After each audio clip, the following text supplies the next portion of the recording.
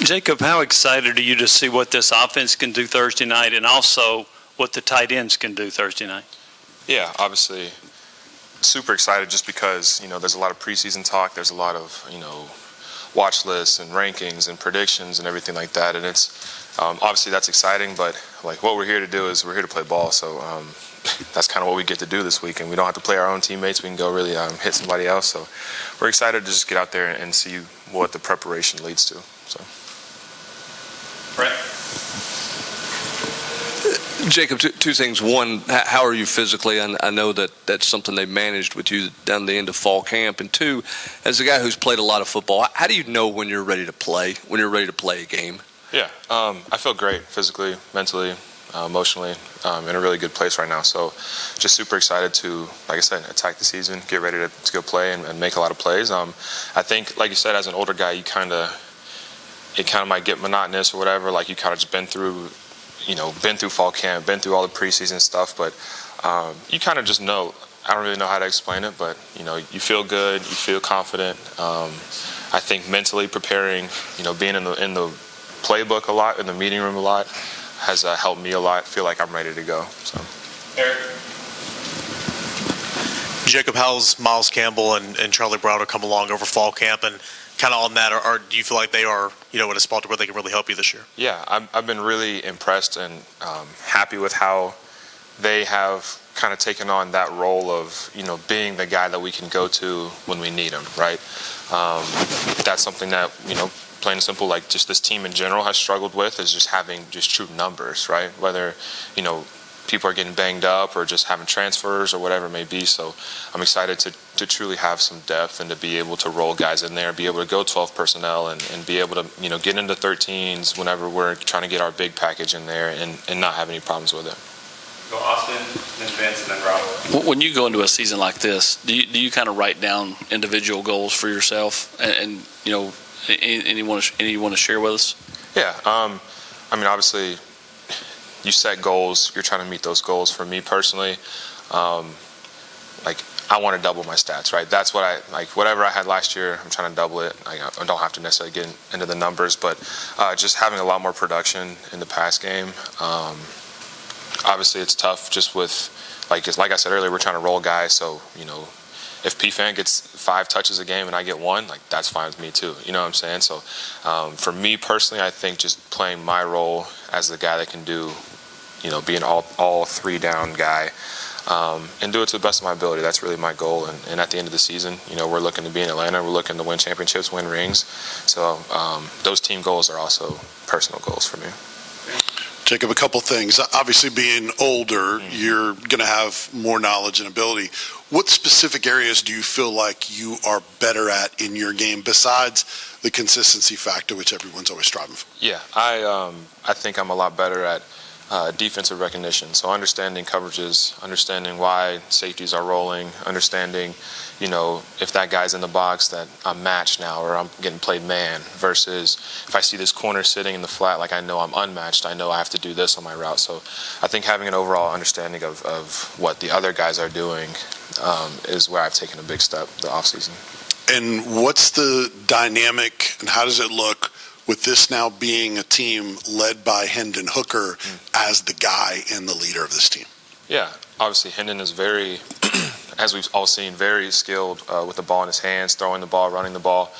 But I think just as a whole offensively, going into year 2, he specifically has a much better understanding of what Coach Golish and what Coach Hype want out of each play, right? So it's taking what they're giving you. It's, okay, maybe my wide receiver made the wrong read, but how can I make him right? You know what I'm saying? And I think he's come a long way in that regard as far as being able to just be the general on the field and understanding what the coaches want and then being able to go and execute it on the field. Jacob, Cedric's coming here after you, and if you look at the numbers, you and he probably benefited more than maybe anybody on this roster from the Coach Hype and his staff coming in. What about this offense, this staff, do you think helped you guys unlock your potential? Yeah, it's just been opportunity, honestly. We are getting chances to catch the ball a lot more, at least in the tight end room. But like even said, like Seth has been the same guy since he got here, right? He's a very hard worker. He's been a very talented wide receiver, and now getting him the ability to get open on the perimeter and to, read defenses and be able to say, like, it doesn't make sense to run vertical here. I'm just going to stop, right? Or I'm just going to do this, whatever. And now everyone's kind of seeing all the work that he's put in to be able, run after the catch, right? He's made a lot of plays on the perimeter where, the ball might be dead or whatever, things are going to get tackled. He breaks one tackle. He's a big, strong guy, breaks a tackle, and he's going to score. So, just opportunity and, making the best of it when you get the ball in your hands. We'll go Reese, Wes, Eric, and Patrick. Jacob back here in the back. With year 2 of Hendon Hooker starting, how has the chemistry changed this season from last season with the tight end room and the quarterbacks? Yeah. Again, like I say this every time that this question or this topic comes up, like we truly are ready to roll with like whoever's back there. And I think it's been great that Hendon has been consistently back there, and he has been, like I said, like the general, right? He's the one leading it, and he has a great understanding of the offense. But like I said, going into year 2 with both of them, right, with Joe and Hendon and all in our backups, right, it's just such a level of confidence with whoever's behind us, and they're rolling with everybody. Like I'm rolling with Joe, I'm rolling with Hendon. All the wide receivers are getting reps with all of them, so truly believe that whoever's back there, obviously it's going to be Hendon starting and stuff, but whoever's back there, like we're ready to roll. Jacob, but without getting into specifics, obviously, how many more things can y'all do now as an offense that you've been in it for a second season? I mean, are there things that you're able to do now that last year for some guys may have been, a little bit a bridge too far? I think players, myself included, have developed a lot just kind of in what we're able to do physically, right? Like I feel like I'm a much better like just pure route runner, right? Like in space and making my breaks, getting in and out of my breaks. So now I will be, trusted to run these routes that they might only let the little slots or the wide outs run, and I'm able to kind of get reps at those, and if needed, might be able to run those routes or whatever it may be. But I don't know. I think that the coaches just feel more comfortable opening up a lot more of the little intricacies and the little details of different plays that we have. And, it's going to be the same plays. Like football is all the same, right? It's counter, it's gaps, it's zones in the run game. Past games, you have concepts, but it's just a matter of tweaking little things, whether it's alignments, whether it's, the way we're inserting or how the offensive line is going to block it, that we're able to make those adjustments, I guess, and be able to play any defensive fronts, any defensive backs, right, and make it work versus whatever, I think, is the biggest thing now. Well, Eric, Patrick, Brandon, Jamie. Jacob right here. I know it's kind of hard to get a look at personnel for game 1, obviously, but they do return some guys defensively in that front 7. Kind of what have you seen on tape and kind of maybe what their strengths might be?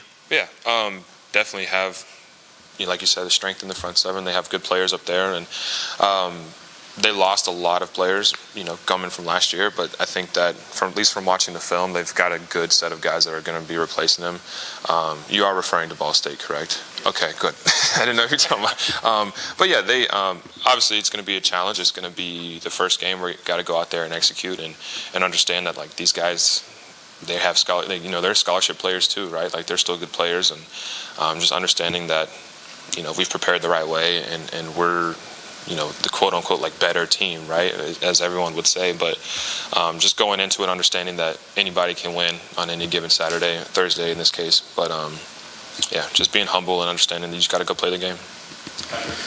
Jacob, a couple things. First of all, you're obviously involved a lot in the run game. How have you seen the offensive line kind of gel with having 4 starters back? And then secondly, are you in Princeton going to get more targets this year? Are you hoping to get more targets? Have you gone to the staff and asked for more involvement in the passing game? And how's that go?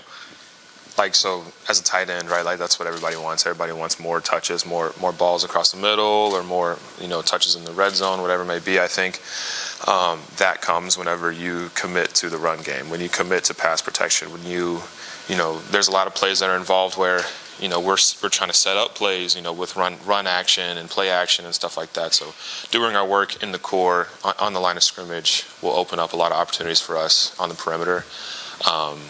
And yeah, you just got to be willing to go do it and go stick your nose in there and get dirty, right? And just go do what you got to do for the team, and then you'll get rewarded with the touches, with the touchdowns, whatever it may be. Jacob, last year Tennessee led the nation in first quarter scoring, and then in the second quarter it fell off a little bit. How do you keep that momentum in the second quarter? Yeah, I think understanding that like nothing changes, right? Like they're going to make adjustments, we're going to make adjustments, but we talk about coming out fast and starting the game fast, and that's been a big emphasis in this offseason. Has been like you said, best in the first quarter, most scoring is in the first quarter. But now it's about the second quarter. It's about coming out of halftime, playing fast out of halftime, and then being able to finish it up in the fourth quarter, and not just starting fast, but finishing fast as well. So I think that's going to be a big emphasis for us as we've been kind of drilling it and, kind of emphasizing that this offseason. Jacob. Thank you.